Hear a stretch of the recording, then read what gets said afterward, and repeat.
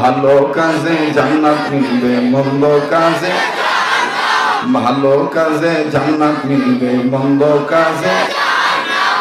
এক শ্রেণীর মানুষ আছে গুনার কাজে সময় পায়, করে না গো নেকির কাম। ভালো কাজে জান্নাত মিলবে, মন্দ কাজে, ভালো কাজে জান্নাত মিলবে, মন্দ কাজে। মানুষ রূপে জন্ম নিয়া জানোয়ারের ভাব দেখান, নামাজ রোজা ছাইরা দিয়া চালু রাখছেন বাউল গান। কি যুবক, আমি কি বুড়া হয়ে গেছি? কোনো লাভ নাই আমাকে হিংসা করে, আমি যেমন তেমনই আছি, বরঞ্চ তুমি ক্ষতির মধ্যে পড়তেছ। কথা বলেন ঠিক কিনা?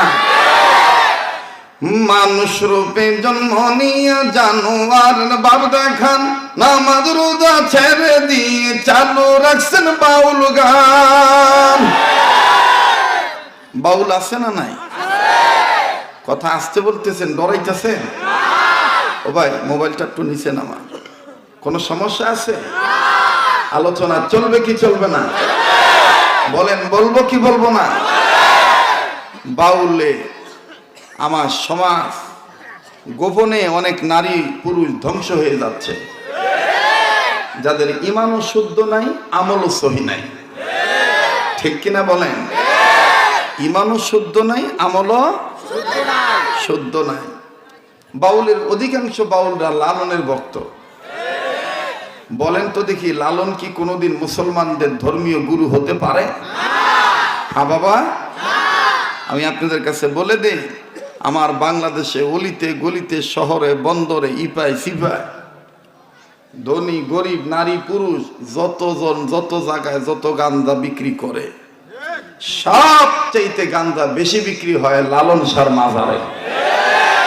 যারা এখনো জবান খুলতেছেন না, আল্লাহর আদালতে মামলার আসামির কাঠগড়ায় দাঁড়াইতে হবে। কথা বলেন ঠিক কিনা? আমার বন্ধুগণ, লালন কি কোনোদিন মুসলমানদের ধর্মীয় গুরু হতে পারে? ওরা দেখবেন বাউলরা বলে, সি সি সি, বাউলরা বলে কি, এদের কথা শুনলে মাথাই নষ্ট। হ্যাঁ, এদের কথা শুনলে মাথাই নষ্ট। এরা যে খায়, বিভিন্ন বাউল অনেক সময় ফাউল জিনিস খায়, যার কারণে ফাউল কথা বলে। কি কি খায়? যারা লালনের মুরিদ, এরা একটা অমীয় সুদা নামে হালুয়া বানায়, আগুন দিয়া জাল দেয়, পানি মিশায়, 4টা জিনিস একত্রিত করে জাল দিয়া খায়। এই জিনিসটার নাম হলো ত্রিবেণী।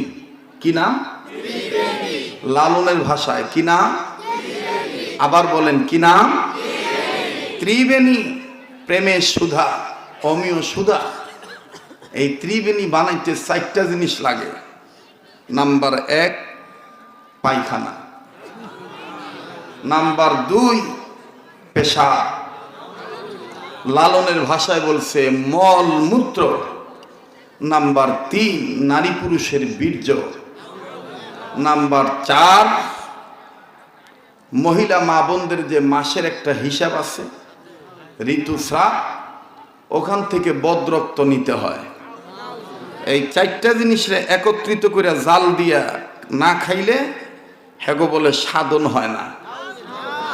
যারা এই ফাউল জিনিস খায়, ওরা তো গাইলে ফাউলটাই গাবে। তবে সব বাউলদের কথা বলছি না, ওই বাউলদের কথা বলছি যারা কোরআন হাদিসকে প্রত্যাখ্যান করে, যারা শরীয়তের 5 ওয়াক্ত নামাজকে মারেফতের দোহাই দিয়া অবজ্ঞা করে, অস্বীকার করে, যারা আলেম ওলামাদেরকে ইনসাল করে, আমি সেই বাউলদের কথা বলছি।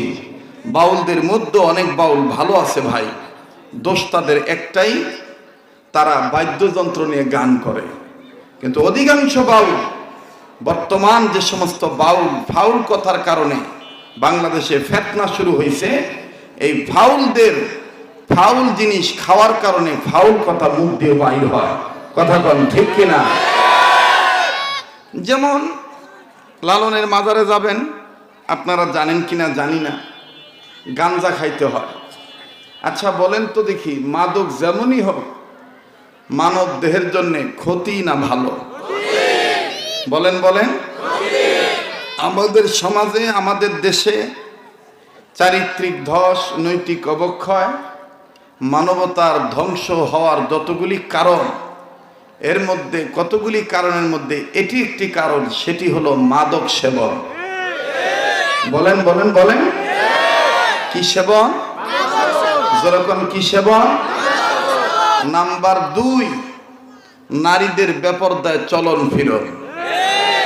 আজ থেকে 20 বছর 30 বছর আগে মা বোনদের বিদ্যা ছিল কম, শিক্ষা তেমন ছিল না, নিজের নামটাও লিখতে পারতো না, টিপ সই দিয়া চলন লাগতো, কিন্তু ওই মা বোনদের মাথার থেকে কাপড়টা নামতো না।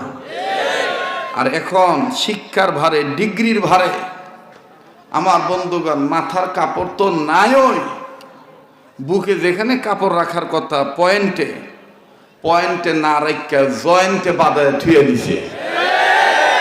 কিন্তু আমাদের সমাজে বিচার হলে দেখবেন উল্টা বিচার হয়।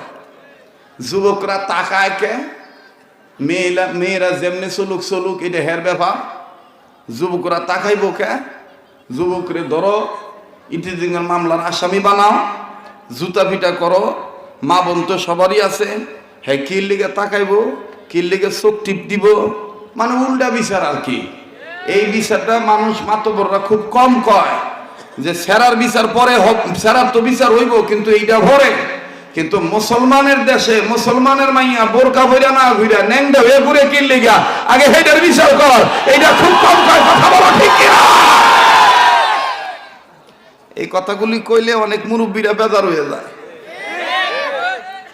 খালি দোষী ছেলেদেরকে বলবেন না, ওই বেহায়া নারীদেরও বিচার করা দরকার, যারা বুকের কাপড় বুকে না রেখে সাইটে রাখে।